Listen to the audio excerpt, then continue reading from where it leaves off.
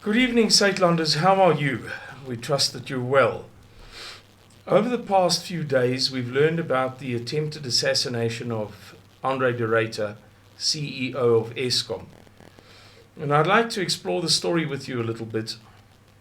Beginning in April of last year, 2022.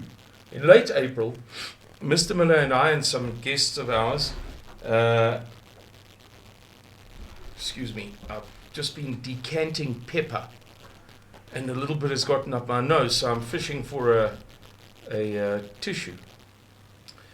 I beg your pardon. And during the course of that hunt, I had to go to town with my friend John and get some provisions for our guests. And I received a phone call from a very, very, very influential man in South Africa. A man of very high stature and status in his circle, the highest.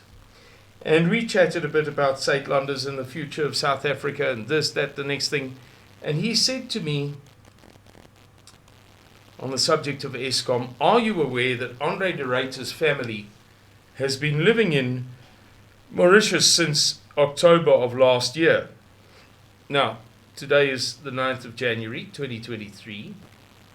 I'm referring to a hunt in April of 2022. And so if he says in October or in October of last year, he's referring to 2021. I said, gee, I had no idea. And his point was the severity and the gravity of the threats against Andre de Ruyter and his family. So this is a thing that comes a long way, a great deal of threat against Andre de Ruyter.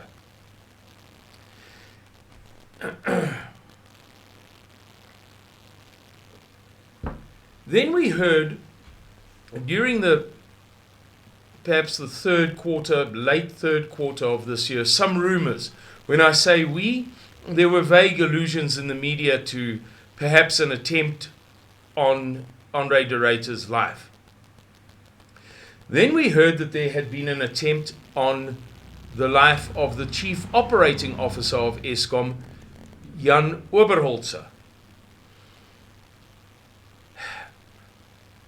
Then we heard in the latter part of last week of the events of 12, 13 and 14 December. Apparently, I've read 3 newspaper reports on this, and the one that provides the best, most well-substantiated argument is the one that I'm going to choose to lead us. One of the reports explains quite well that the attempt did not happen the day after his resignation.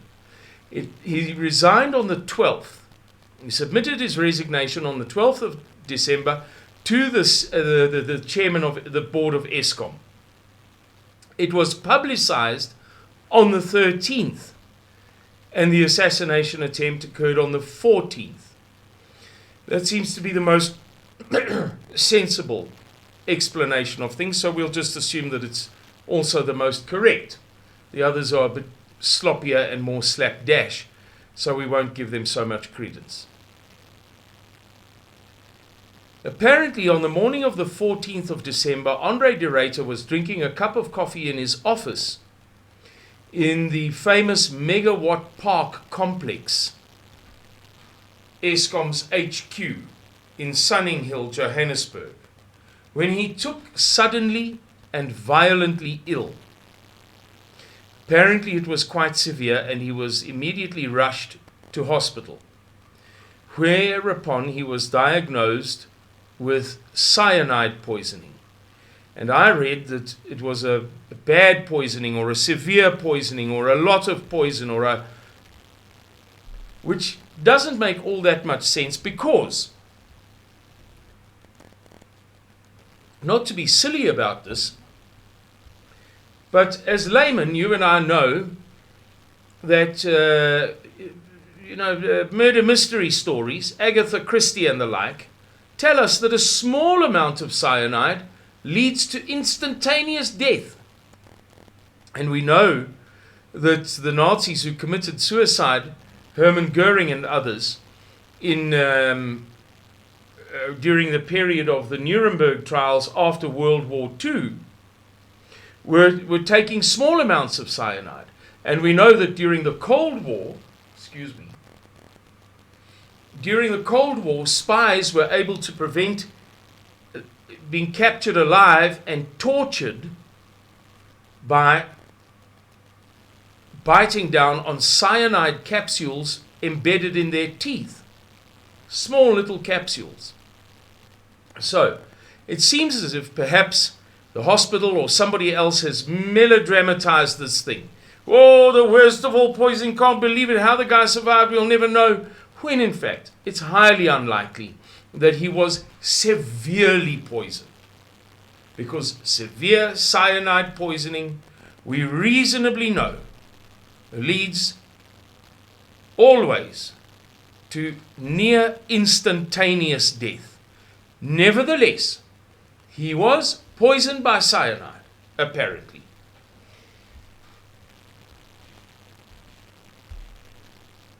What may have happened is that there was indeed a large amount of cyanide in the coffee mug, and that he stirred it well, and it was all in suspension, as they say. It was suspended throughout the coffee, and he took a small sip, and he fell ill. And they may mean, although this is not what they said, that it was a lot of cyanide, but not inside of him, in the coffee. One way or the other, what I'd like to discuss with you is this new phenomenon in South African politics. Ever since the 80s, and again after 1994, we've heard in the background stories of assassination of political opponents and others, particularly, I beg your pardon, in the provinces of Mpumalanga and KwaZulu-Natal. During times of big tender competitions and the runs up to elections, this has kind of always been a feature of African National Congress politics. But we only got to kind of consider it as part of the, this is what happens to other people, other than ANC gangsters, the CEO of Eskom, of all people. When in August of 2019, the former head of Bosasa, Gavin Watson, he of the state capture fame, died near to OR Tambo Airport, driving a little Toyota Corolla hire car, as I understand it. It slammed into the pillar of a bridge, what the Americans call an overpass. And even Jacob Zuma acknowledged during the, what is the word, man? The sermon, the speech at the funeral, that, or he hinted at the possibility of assassination.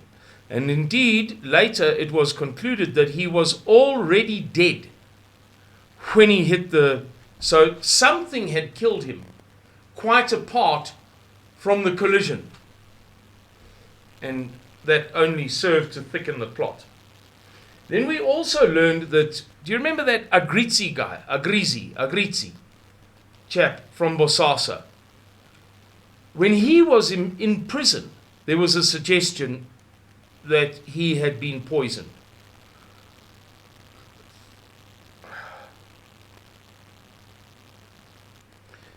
And I have to tell you that my two severe illnesses of the past couple of years are appearing more and more like poisonings, even according to the doctors.